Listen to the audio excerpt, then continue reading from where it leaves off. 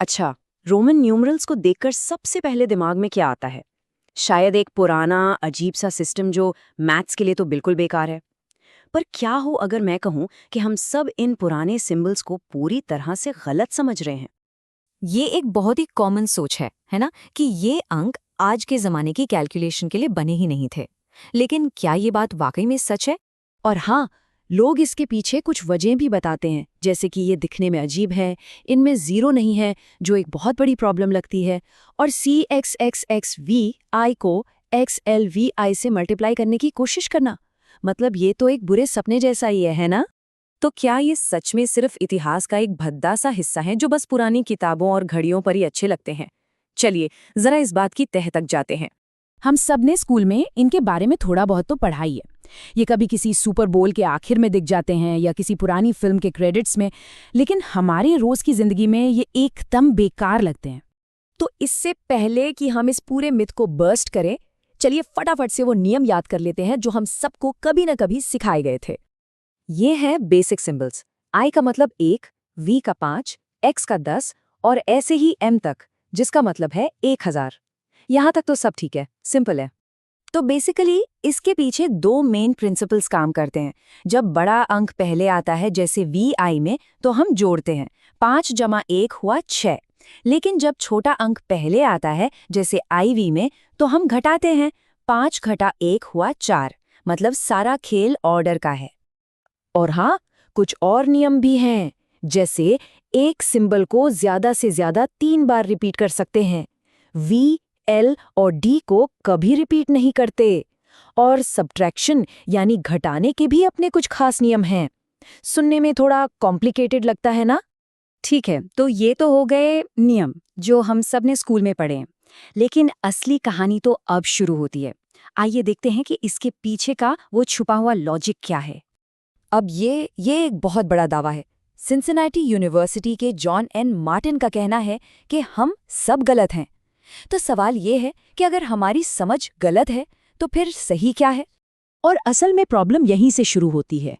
जब हम इन अंकों को कागज पर देखते हैं तो ये बहुत ही अजीब और मुश्किल लगते हैं। हम इन्हें अपने अरेबिक न्यूमरल्स के हिसाब से जज करने लगते हैं।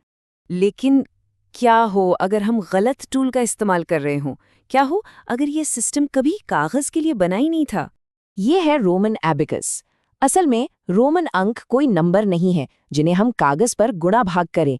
ये तो इस डिवाइस को चलाने के लिए इंस्ट्रक्शंस हैं।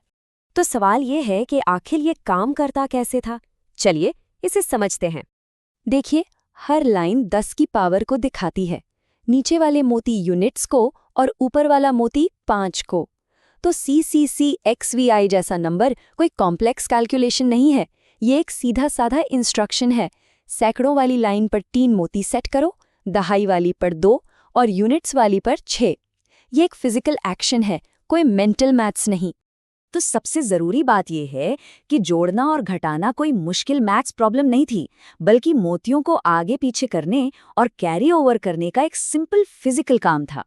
और यहाँ जीरो की जरूरत ही नहीं थी, क्योंकि एक खाली लाइन का मतलब अपने आप में ही जीरो होता था।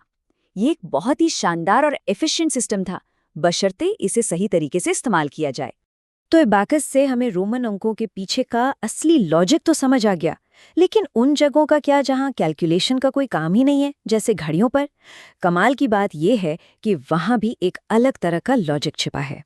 ये एक क्लासिक पहेली है। हमने अभी अभी सीखा कि 4 को IV लिखा जाना चाहिए, फिर भी न जाने कितनी ही घड़ियों पर I का इस्तेमाल होता है। आखिर ऐसा क्यों है? इसके पीछे कई दिलचस्प थ्योरीज हैं। एक तो ये कि रोमन देवता जुपिटर के नाम के पहले 2 अक्षरों I और V के इस्तेमाल से बचा जा सके। एक और थ्योरी विजुअल सिमेट्री की है कि घड़ी पर I दूसरी तरफ लिखे VI के साथ ज्यादा बैलेंस लगता है। वैसे इसका एक बहुत फेमस एक्सेप्शन भी है, लंदन का बिग बेन। ये उन गिनी चुनी घड़ियों में से है जो IV का इस्तेमाल करती है।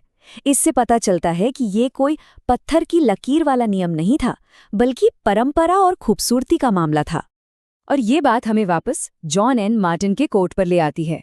जब हम ये समझ जाते हैं कि रोमन अंक एबेकस के साथ काम करने के लिए बने थे, तो पूरा सिस्टम समझ में आने लगता है। ये सिस्टम पुराना नहीं है, बल्कि अपने मकसद के लिए बहुत ही शानदार तरीके से डिजाइन किया गया है। तो ये सब हमें सोचने पे मजबूर करता है कि अगर हम रोमन अंकों जैसी चीज के बारे में इतने गलत हो सकते हैं, तो और कौन-कौन से पुराने आइडियाज होंगे जिन्हें हमने गलत समझा है। ये हमें याद दिलाता है कि किसी भी चीज को पुराना या बेकार कहकर खारिज करने से पहले उसके पीछे के कॉन्टेक्स्ट और मकसद को समझना कितना जरूरी है।